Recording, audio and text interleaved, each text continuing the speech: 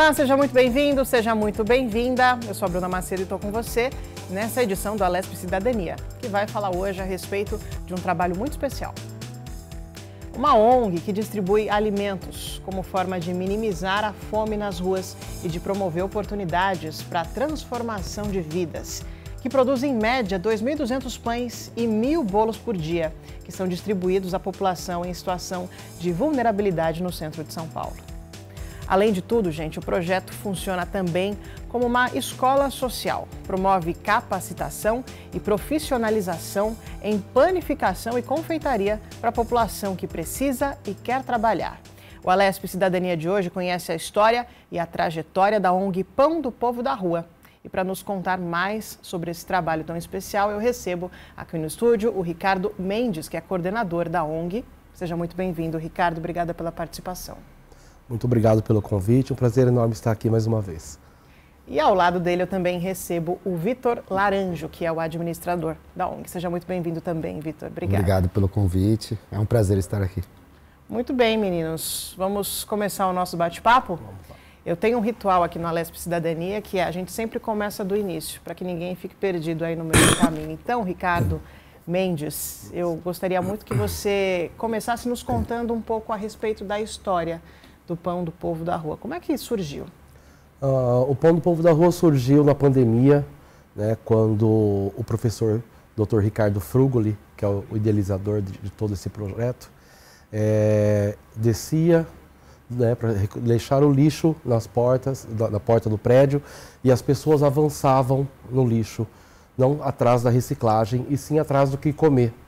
Né? E com isso, um grupo de ex-alunos dele tiveram a ideia de fazer a arrecadação de insumos e ele começou a cozinhar a partir do apartamento dele, dentro da cozinha dele.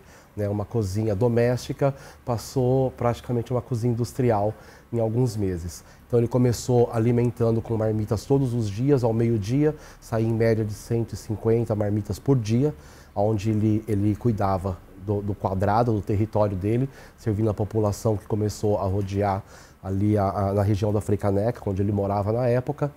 E com 6 meses já ele atendendo essas pessoas na rua, com o almoço todos os dias, um conhecido amigo dele também que tinha uma panificadora artesanal, né, com a pandemia fechou, e entre vender maus equipamentos, ele preferiu doar. Então ele doou um forno, uma bancada, uma seladora e uma fermentadora para o professor Ricardo, onde ele tinha apenas 15 dias para retirar esses equipamentos. Ele conseguiu um espaço de 25 metros quadrados e resolveu colocar em uso esse equipamento. E começou então, ao invés de fazer a marmita, a distribuir pão, né, o café da manhã para as pessoas em situação de rua. Mas muito bem, mas como é que foi o início, assim?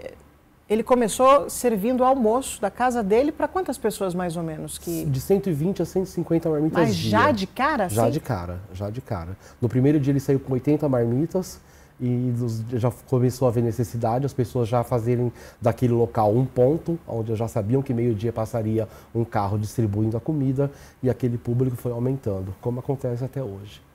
Nossa, então foi muito rápido o crescimento da ONG. Ele descia para deixar o lixo e as pessoas abordavam ele em busca de comida. Em busca de comida, no lixo, né? Ele falava, aqui não tem reciclagem, não, mas nós queremos comer mesmo, né? Uhum. Então as pessoas iam atrás de restos de comida para se alimentar. Foi aí que nasceu o Pão do Povo da Rua. Assim nasceu o Pão do Povo da Rua. E foi ele que deu o nome? Foi ele que deu o nome. Foi ele que deu o nome, e ele conversou com a chefe Adriana Aranha, também uma amiga, mestre em panificação, e ele passou o conceito do que ele queria, né? Ele gostaria de um pão que fosse altamente nutritivo, né? Porque muitas vezes é a única alimentação que a pessoa vai receber na rua, seja ela por ou não ter outra pessoa que faça a doação, ou até mesmo pelo consumo de drogas. Às vezes a pessoa usa a droga e durante aquele período ela não vai se alimentar mais. Então muitas vezes é a única alimentação que a pessoa tem no dia.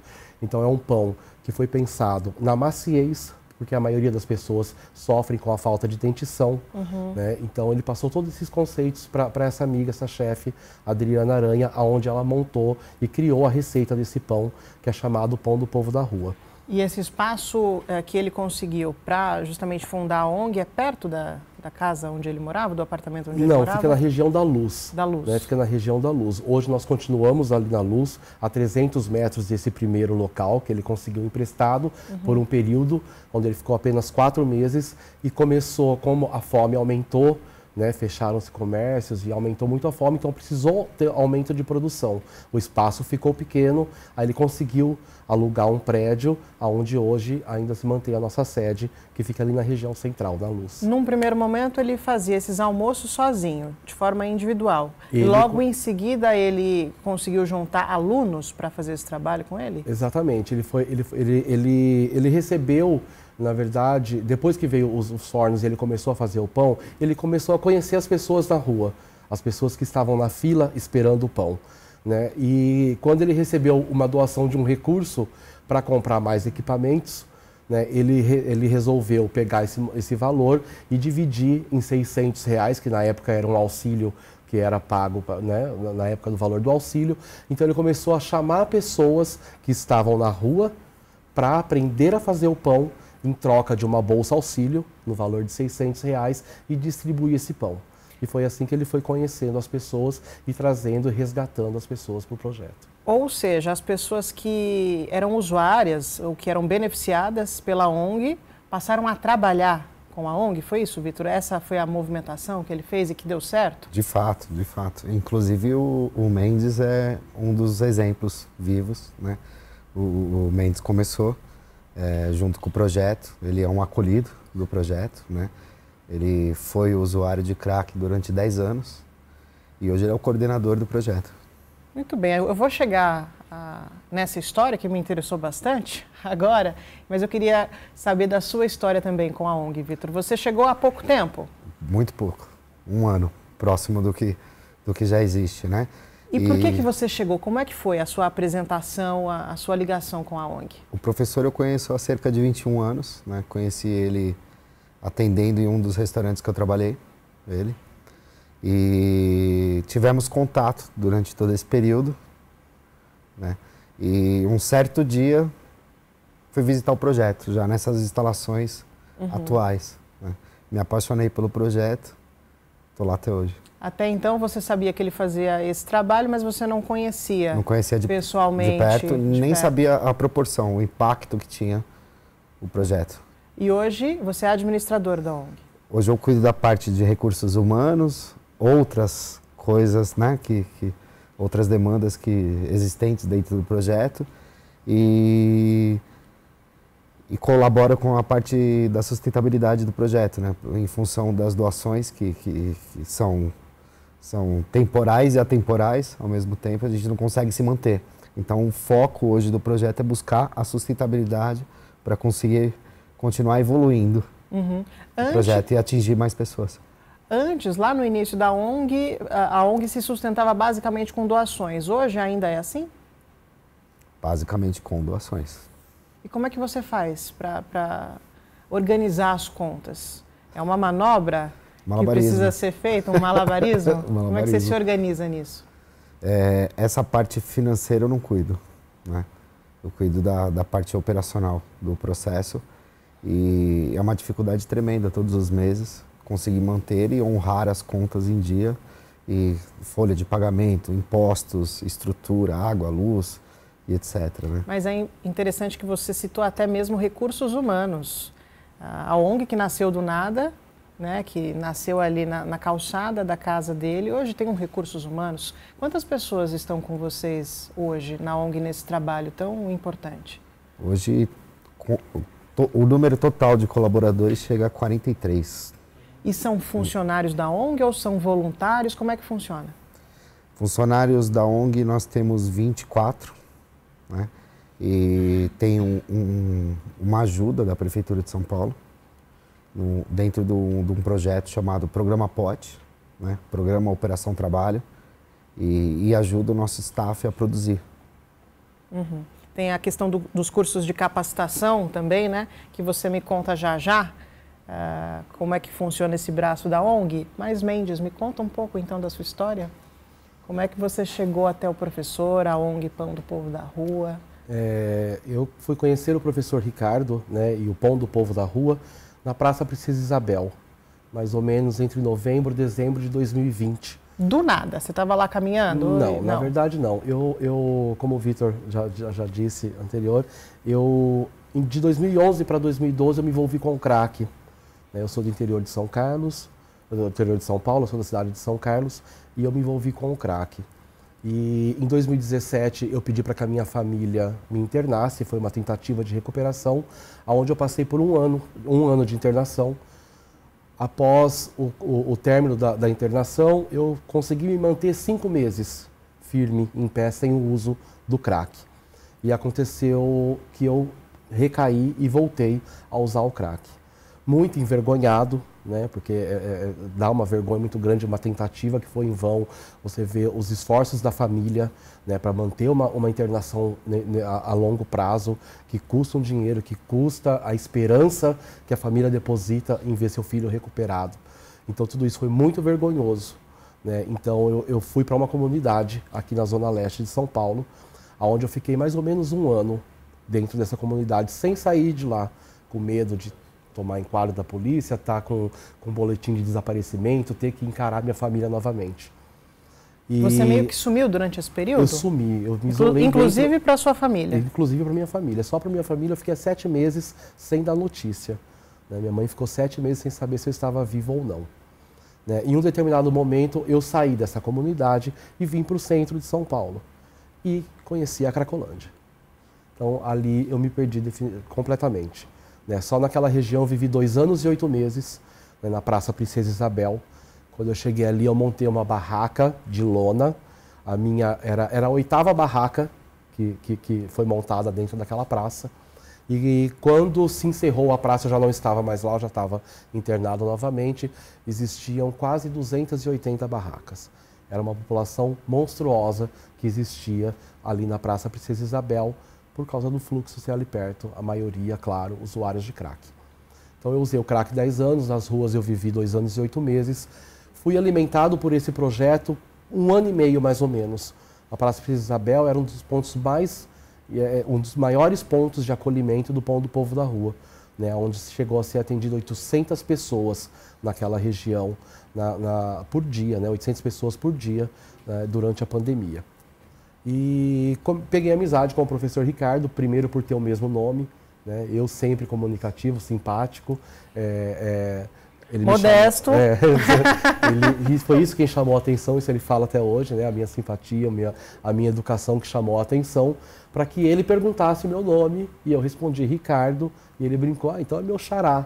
E ali nós pegamos uma certa intimidade, porque para quem está do outro lado, nas ruas, você se sentir invisível é muito fácil, porque você realmente é invisível. Então a pessoa que se preocupa em perguntar o seu nome, em te levar um pão todos os dias para comer, ele realmente merece esse vínculo.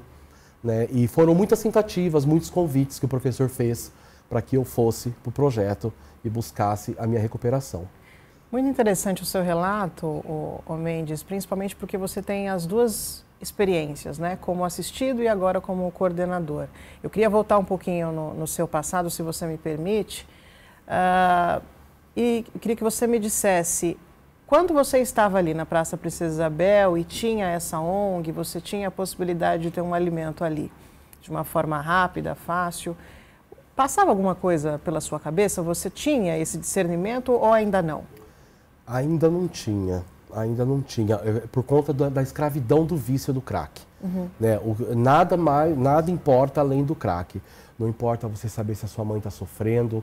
Eu só sentia frio quando já não tinha mais corre para fazer, quando não tinha mais um agasalho que era trocado pelo crack, porque o crack aquece, mata a fome, você não sente essas necessidades enquanto está no uso. Então eram muito curtos os momentos de lucidez e de querer voltar. Por muito tempo eu já tinha desistido de mim. Eu já tinha a ideia de que eu morreria ali como mais um no uso ou assassinado pelo crime, enfim, em decorrência do vício. Então a minha chave virou foi no momento de lucidez muito rápido e eu aproveitei essa oportunidade. Mas você se lembra da importância que a ONG Pão do Povo da Rua fazia para você naquela situação mesmo? Claro, claro que me lembro. Era importante ter esse auxílio ali naquele momento? Era muito importante, ainda mais a forma digna que era entregue o alimento, que continua sendo entregue até hoje, porque isso é o que a gente exige, a dignidade para as pessoas.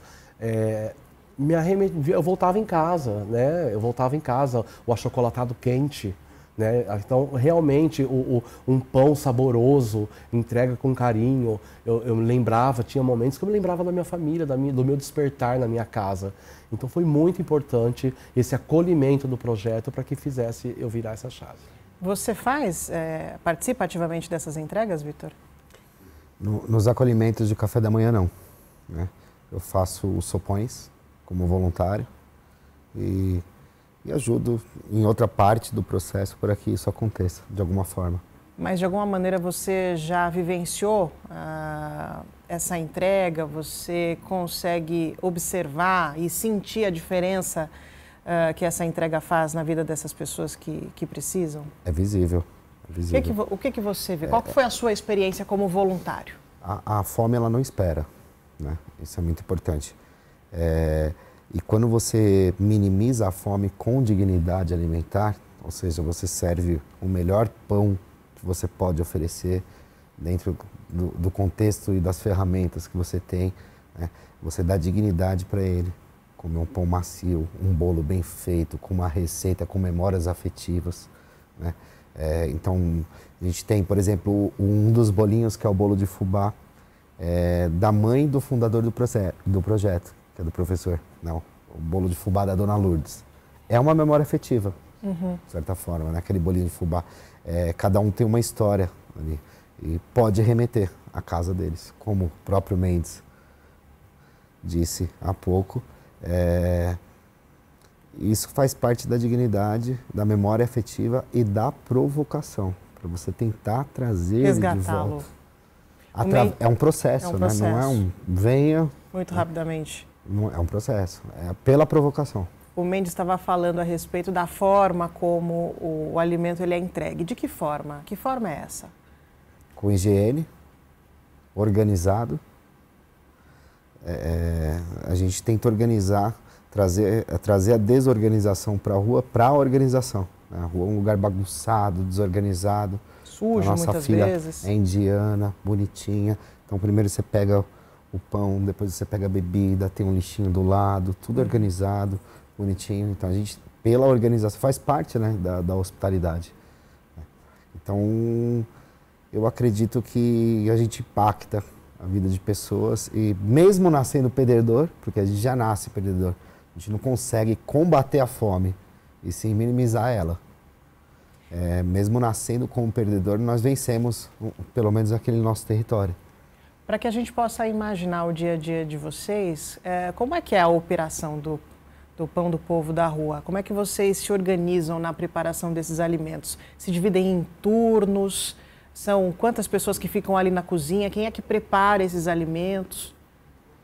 Na cozinha nós temos hoje 8 funcionários dentro da cozinha. O turno inicia às 6 horas da manhã. A panificação nós temos 7 funcionários hoje. Inicia às 8 horas da manhã. E até às 4 da tarde tudo é finalizado, embalado, bonitinho, individualmente, né? E a entrega é feita em que momento do dia? Quantas vezes na semana? A entrega é feita enquanto o projeto está aberto. De toda a acolhida, digamos, dentro do nosso refeitório ou fora dele, né? Então começa a rotina 8h30 da manhã, sai uma Kombi com os pães, bolinhos, leite quente, né? E vai para um ponto central. Hoje a gente está entregando na Praça Marechal Deodoro, todo dia pela manhã. E também abre o nosso refeitório das 8 às 10 da manhã, para servir o café da manhã também. Isso lá na sede da ONG? Isso lá na sede do projeto. Então, não necessariamente a pessoa precisa pegar o alimento lá na Kombi, ela pode ir até o projeto. Ela pode ir até o projeto, se alimentar lá, sentar no nosso refeitório, né? Muito para bem. todos. E depois desse período está aberto o almoço. Tem almoço também? 400 refeições diárias. E com o primeiro recurso público que a gente conseguiu, né, que é a maior dificuldade do projeto, é servir a proteína de fato. Hoje a gente faz parte do Rede Cozinha Escola, onde, se não me falha a memória, 53 ONGs estão inseridas dentro da capital paulista por regiões, né? A gente está na parte da região central e a gente conseguiu impactar esse alcance nosso. Então a gente já está falando de um crescimento bem significativo. Começou com uma marmita, depois virou uma panificadora, agora também já tem almoço. Não servimos mais marmita, almoço, refeitório. Almoço, no refeitório. Quantas pessoas cabem lá? Bem sentadas, 50. Bem sentadas, né? As refeições servidas diariamente são 400. Todos os dias. Todos os dias. Então, para que a gente possa imaginar, não só imaginar, mas visualizar todo esse trabalho, tem um videozinho que a gente recebeu. Eu vou pedir para a nossa produção rodar, para que a gente possa observar juntos e depois a gente comenta, tá bom? Vamos.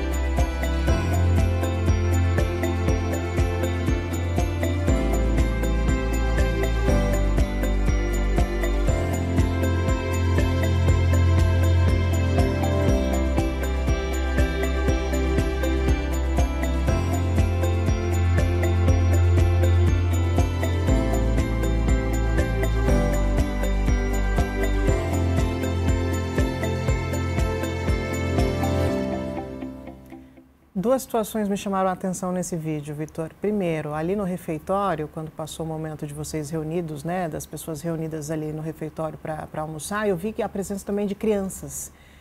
Quem é o público de vocês? Qualquer pessoa pode chegar junto do Pão do Povo da Rua? E a outra situação que eu observei ali no vídeo é que teve também distribuição de cobertor em dias frios, é isso? Sim. São famílias, imigrantes. Dentre aqueles imigrantes, inclusive, nós até conhecemos, né? São bolivianos. E qualquer um pode visitar. Qualquer um pode se alimentar. Basta precisar. Basta precisar. Cobertores de microfibra, com mais qualidade, aquecem melhores, né? Ele tem uma durabilidade maior e é mais acolhedor. Muito bem. Essa é a ideia. Entra no nosso contexto, no nosso DNA de dignidade. Dignidade. Faz toda a diferença. Não é qualquer alimento, não é qualquer cobertor, não é qualquer tratamento, principalmente, né? Exato. O papo tá ótimo, eu poderia ficar com vocês aqui muito mais tempo, mas eu vou precisar fazer um breve intervalo para você que está nos acompanhando. Não sai daí, tá bom? Até já.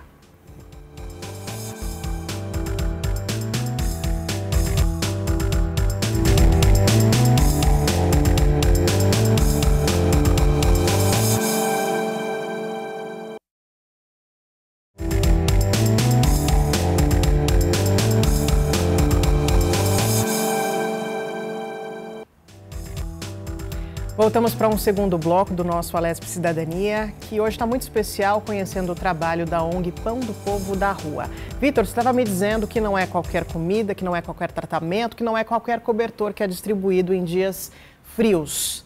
Mas como é que vocês conseguem subsídio para manter essa qualidade? Hoje vocês enfrentam desafios, quais e principalmente para quem está nos assistindo agora, que se encantou pela ONG e quer ajudar, como é que faz? O desafio é o recurso. Sempre foi, né, o maior desafio. Quem quiser ajudar, tem o Pix do projeto, né? Pode falar, se pelo lembrar. CNPJ 31-721-081, 1000 ao contrário, 42. Né? Instituto de Pesquisa da Cozinha Brasileira. Esse é a nossa chave para entrar o recurso e conseguir atingir mais pessoas. E poder proporcionar tudo isso em qualidade. Os cobertores vocês mesmos compram? Parte por doações e parte por recursos doados. Muito bem. Ricardo Mendes, observando o vídeo que nós passamos aqui, assistimos juntos, ouvindo o Vitor falar, eu fico pensando aqui comigo mesma, claro, né? O que passa na sua cabeça e no seu coração? Levando em consideração que você era uma pessoa assistida e hoje você faz parte desse projeto e faz o bem e acolhe outras pessoas que estão precisando. Eu imagino que seja um turbilhão de emoções. Será que você consegue traduzir um pouquinho só para a gente? Sim, claro. Voltando ao tema eu não tinha ideia, quando eu ainda era um acolhido, né, um usuário que dependia desse projeto, eu não tinha ideia o que tinha por trás de tudo isso. O porquê do melhor cobertor para você, né? Eu que já passei em situações de ter que me enrolar em plásticos, em cobertores que é conhecido como couro de rato, né? Que é um cobertor felpudo, que esfarela, que não adere, que passa o vento, né? E eu me contentava com aquilo, né? E quando eu cheguei no projeto, eu cheguei e vi esse outro mundo, né? Do qual hoje eu faço parte, e o qual me inspira e me fortalece cada dia mais, né, para eu poder retribuir para essas pessoas hoje, né, para eu retribuir o que foi ofertado para mim lá atrás. E hoje entender a necessidade real dessas pessoas por ter passado por aquela situação também. Foi um processo, eu imagino, né? A sua saída das ruas, o conhecimento com a ONG. Você se lembra, em algum momento, vem um insight assim na sua cabeça, do ponto de partida da sua decisão, quando você disse, bom, acho que chegou a hora, acho que eu mereço um tratamento melhor, uma vida mais digna. Você se lembra em que momento e a ONG teve participação nisso? Sim, eu me lembro perfeitamente. Foi uma noite onde o Rapa tinha levado as barracas da praça, né? Eu perdi minha mochila, eu não tinha aonde dormir, não tinha mais aquele plástico que me dava proteção, né, da chuva. Era um dia bem frio, chuvoso, de setembro, lá de 2021. E eu tive um problema com furúnculos, né? Eu tive 5 furúnculos na perna de uma única vez. 5 em uma perna, 3 em outra, eu não conseguia levantar para fazer o meu corre, que era a reciclagem, para poder me sustentar o meu vício.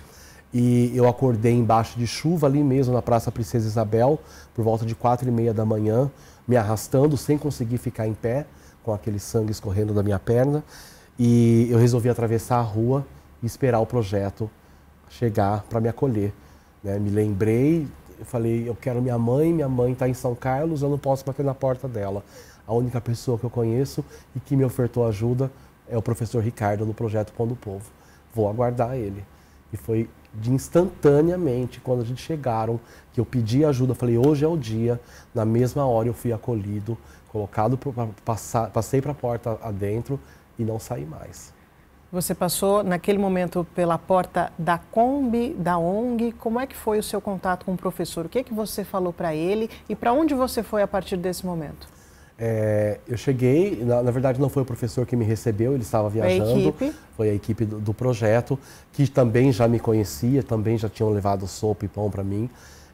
Porque foi um processo, quando o professor Ricardo me conheceu, ele começou ele me deu a reciclagem do projeto semanal. Então, uma vez por semana eu ia até a sede. E fui até a sede e reconheci lá dentro 2, 3 pessoas que já estiveram comigo lá fora, né, fazendo pão, se recuperando, caminhando. E isso foi, de alguma maneira, me aproximando do projeto, né? Ele passou a guardar o meu documento, eu passei a ter contato com a minha família através dos telefones do projeto. Eu pegava a reciclagem, eles me davam sempre o pão, sempre a coberta, a barraca de camping, né? Então houve um cuidado comigo e aquilo, quando eu estava fraco, doente e não tinha mais esperança, eu lembrei de tudo isso e busquei. Ele não estava, mas eu fui acolhido na mesma hora. Para onde você foi levado? Eu fiquei dentro do projeto mesmo. Existiam na época os alojamentos que eram no prédio da frente, onde ele recebia essas pessoas que estavam com vontade de se reintegrar. Então, recebia o alojamento, uma cama, a roupa limpa, o cobertor limpo, o almoço, o café da manhã, tudo dentro do projeto. E eu passei a fazer parte, a aprender a fazer o pão. Na verdade, eu entrei primeiro na pia, porque era o processo, todo mundo entrava pela pia, aprendi a lavar as formas onde eram fabricados os bolinhos. Mas eu estava muito fraco, porque foram 10 anos do uso, né? E as crises de abstinência começaram a bater. Em um momento, o professor percebeu que eu estava muito frágil, realmente tentando, né, nu e cru, tentando, sem ajuda de psiquiatra, de remédios, nada. Aí ele sugeriu que eu me internasse novamente. Ele conseguiu uma clínica ali no Tucuruvi, no Pastor Maurício, que ele também conheceu em um dos acolhimentos. E eu fui imediatamente para essa clínica, onde eu fiquei 6 meses. Passei por um processo de desintoxicação e trabalhos terapêuticos por 6 meses. No 5º mês, eu comecei a ir e voltar no projeto, achando também que eu fosse voltar para fazer o pão e tudo mais.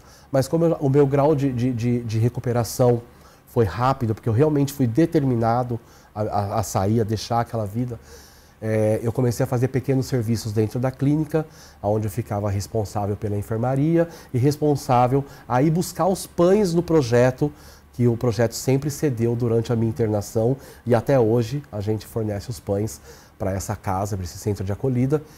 E eu comecei a usar o carro da clínica para ir buscar os pães. E o professor Ricardo, então, percebeu em mim, né, uma recuperação rápida, né, e comecei a mostrar, né, os meus, as facilidades que eu tenho, né, em articular as coisas, e isso chamou a atenção dele. Né? Então eu fiquei mais 1 mês indo e voltando para casa de recuperação e para o projeto, até que chegou um momento onde ele me cedeu um apartamento em um dos alojamentos para que eu ficasse sozinho e a partir dali começasse a reconstruir minha vida. E assim foi feito. E assim foi feito. Fantástico. Já vou chegar nessa parte também, porque não tem como não se apaixonar pela sua história. Vitor, conta um pouquinho para mim a respeito do trabalho que vocês fazem no sentido de profissionalizar essas pessoas que estão dispostas a retomar a vida. Profissionalizar e reinserir dentro da sociedade essas pessoas, né?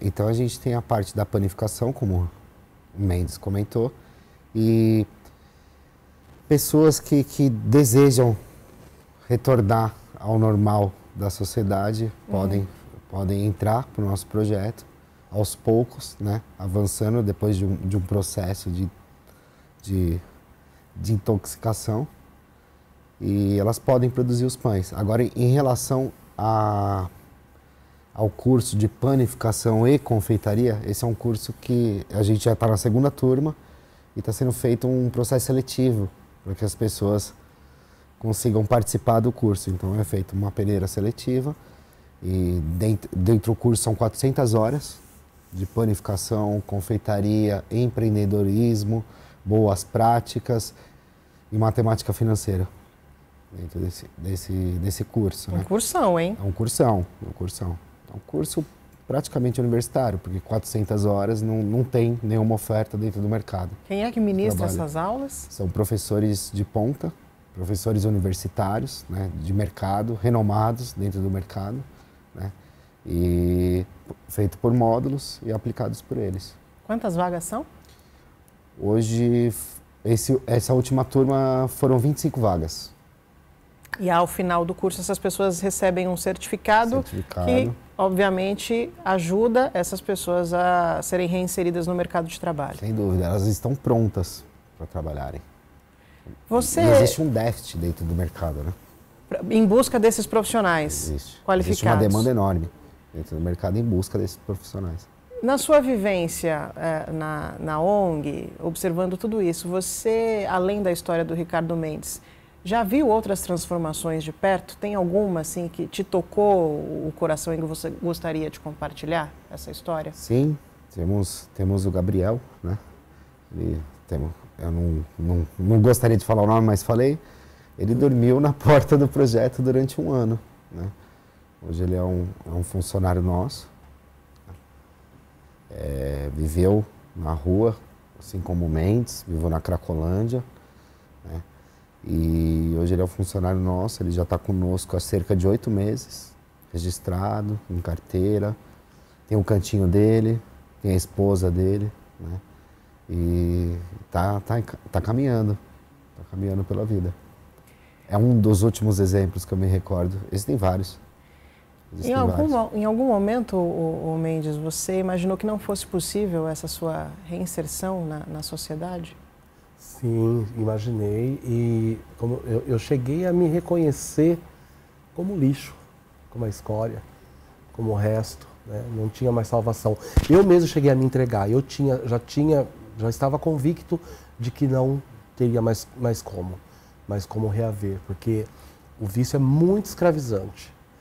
Ele é muito escravizante, ele apaga, ele te rouba memórias e sentidos da vida, né? Então você passa a ser escravo e sobreviver apenas para se manter naquele vício, né? Então, por muito tempo, eu nunca pensei em tirar a minha vida, mas em entregar a minha vida e morrer ali naquela calçada, daquele jeito.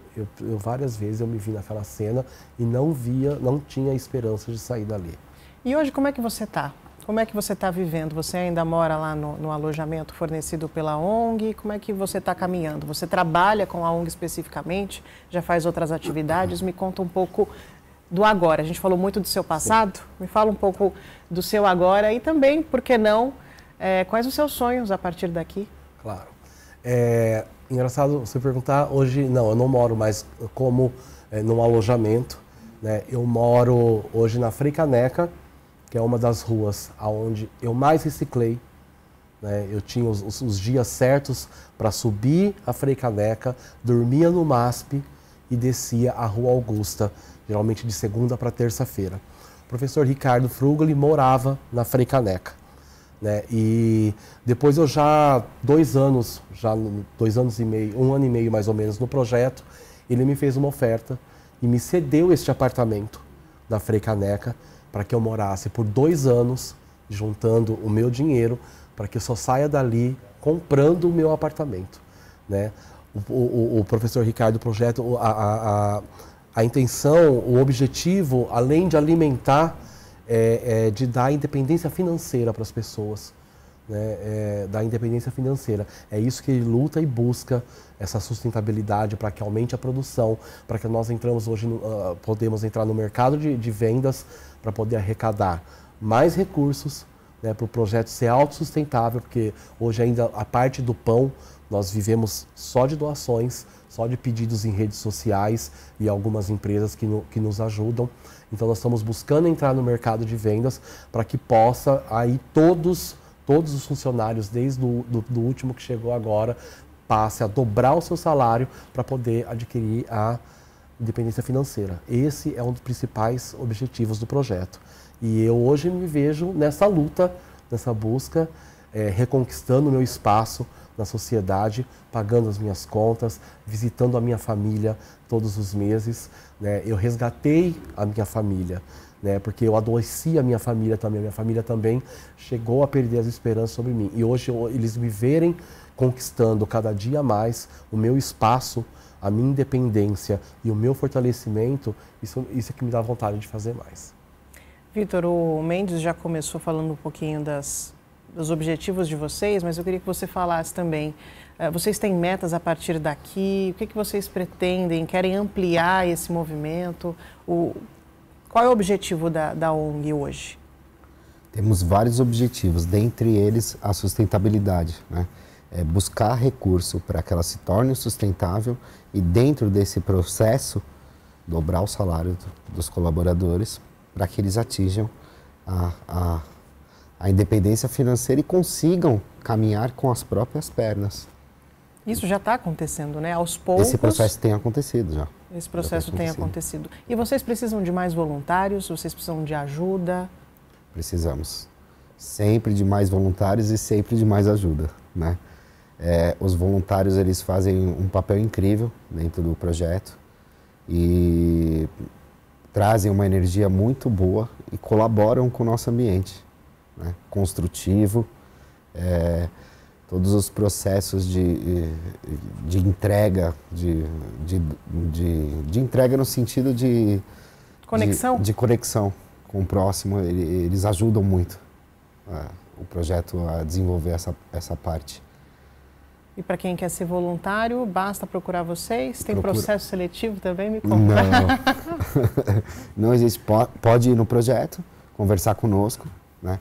O projeto fica na rua Dr. Pedro Arbues, 147, próximo ao Metrô Luz, tá? E dá para colaborar de que forma? Dá para fazer pão, dá para lavar louça, dá para fazer atendimento, dá para entregar os alimentos? Fora do projeto, dentro do projeto, panificação, louça, limpeza, tem várias áreas. Toda ajuda é bem-vinda. Almoço, toda ajuda é bem-vinda. Mendes, desculpa, só pegar um gancho. Claro. Talvez essa seja uma das mais importantes ajudas. Porque às vezes não é só alimentar, é a escuta também.